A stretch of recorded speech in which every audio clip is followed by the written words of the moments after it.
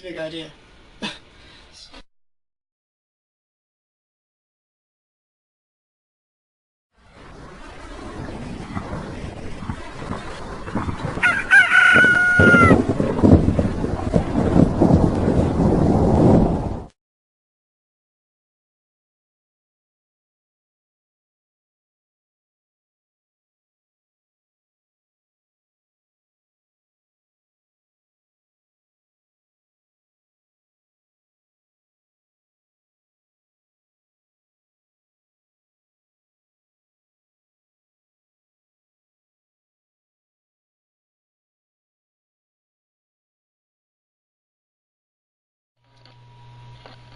Alright, time for the final and most lengthiest phase, and this video was not deliberately made twice as long as the other two parts. It just is that more time consuming.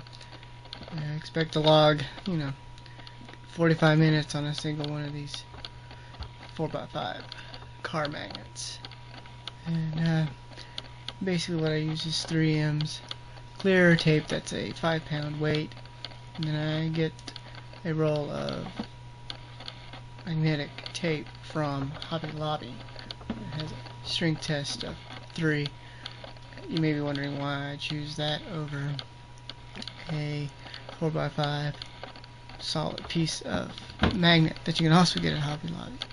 And the basic two reasons is 1, cost, 2 is the strength of the magnet.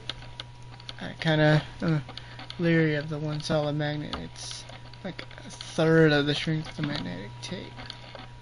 So while that may work fine on a bridge, what would keep it from just sliding due to wind or anything?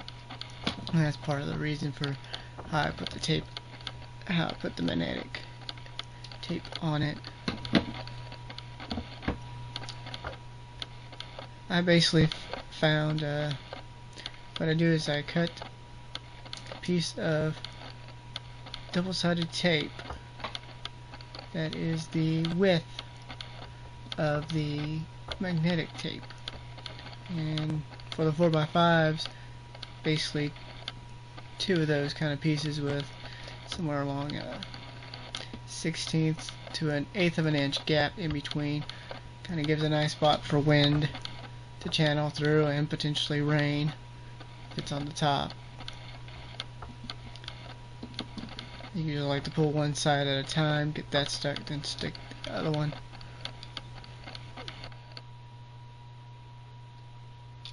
One trick that I picked up while working on this second set that's not videoed and not depicted is a good rule of thumb would be to take, after you finish adding all the magnetic adhesive, take and stick a big thick book on top of them to flatten them out. The tape has been rolled up for who knows how long, and so it's not laying flat, so it makes it not stick to the car quite as well.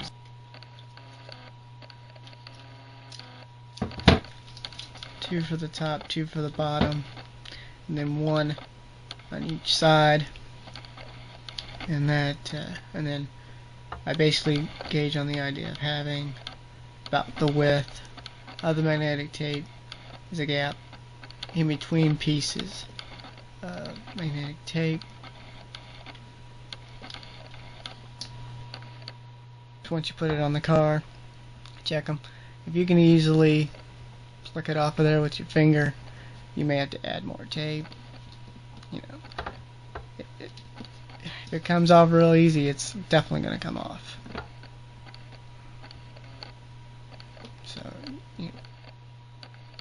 and I'm now starting on the X that goes in the middle. And basically for these, I found if I do 3 pieces of double-sided tape with about the 1/16 to an 1/8 inch gap in between, cut that, and then cut the middle piece of tape in half, and it seems to work pretty good. Still gives me good room for air to flow and rain at the same time, so it can channel on through and not have an opportunity to help potentially I magnetize the magnet, make it fall off the car. At the time I filmed this, the big ones had been on the car for about a week, and now the one that you see me working on has been on the car for about a week.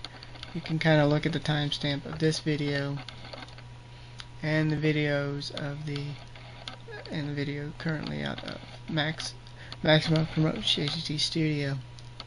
It kind of gives you a timestamp of how long these things have been in the car. They have been on really bumpy backcountry roads at about 40 miles an hour. They've been conservatively above 70 on the interstate, and in rain, pouring down cat rain.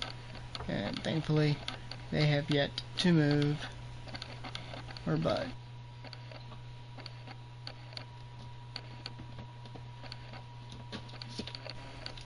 There's a front and back.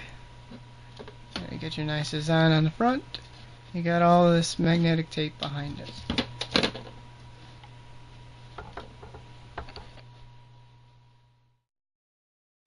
Stay tuned in through subscribing to YouTube, like on Facebook, follow on Google+. And thank you for tuning in.